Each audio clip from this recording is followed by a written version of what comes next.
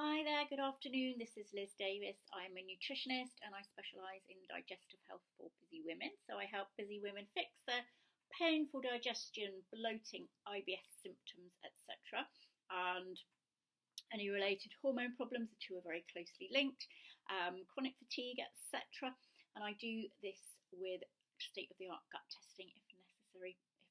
Again, hormone testing and dietary and lifestyle upgrades, supplements to bring things nicely back into balance for you and get you feeling as you should do.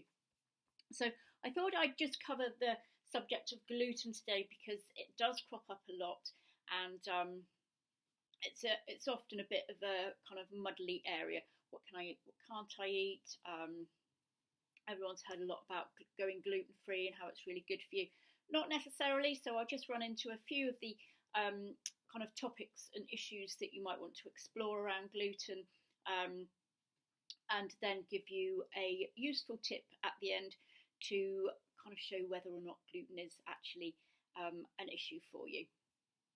Okay, so firstly then, just to explain that there's a big difference between celiac disease, which is a condition where you absolutely have to avoid gluten at all costs, and gluten sensitivity, which can kind of affect people differently, or not at all.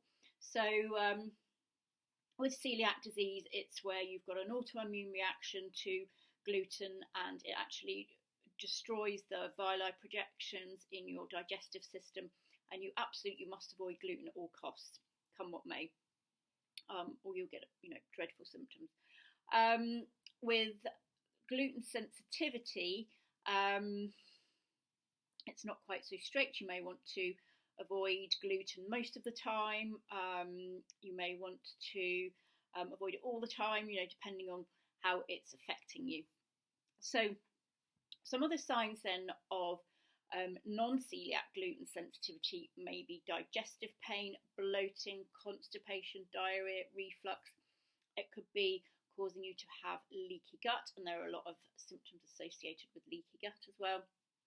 There's also brain fog. It may be causing you headaches, mood problems, such as depression and anxiety, skin problems such as eczema, dermatitis, that kind of thing, muscle and joint pain, thyroid issues and other hormone problems as well.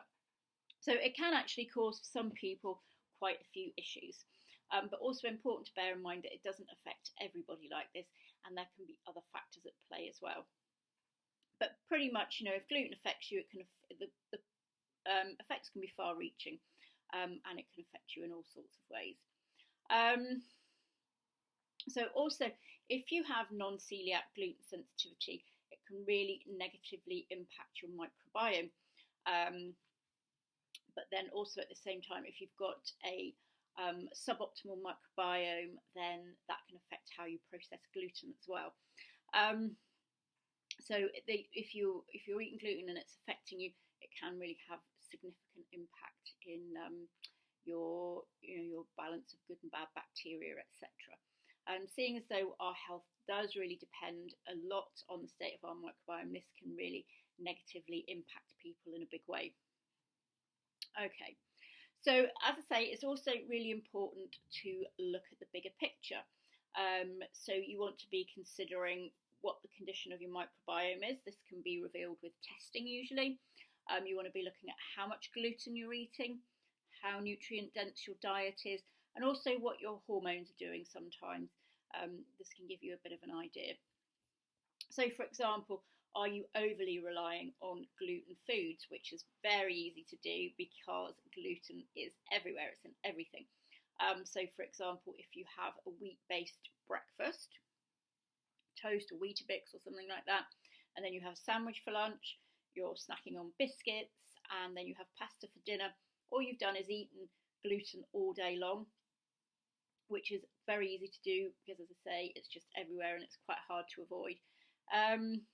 And then it's also present as well in a lot of sauces, prepackaged foods, etc. So it is hanging out in a lot of places. So also with gluten as well, it is an anti-nutrient. So all plant foods contain anti-nutrients to some degree, and it's their protection mechanism. It stops them being eaten too much by other creatures, etc. So they become less appealing to predators, basically. So all plant foods contain those, lentils, beans, seeds, everything. They've all got anti-nutrients in. Okay, so what should you do then if you suspect that gluten may be a problem for you? The only way to really know for sure is to remove it from your diet for a period of 2 to 4 weeks. And when I say remove it, I mean remove it completely. Don't even have a tiny bit, don't have any for treats. It's got to go totally.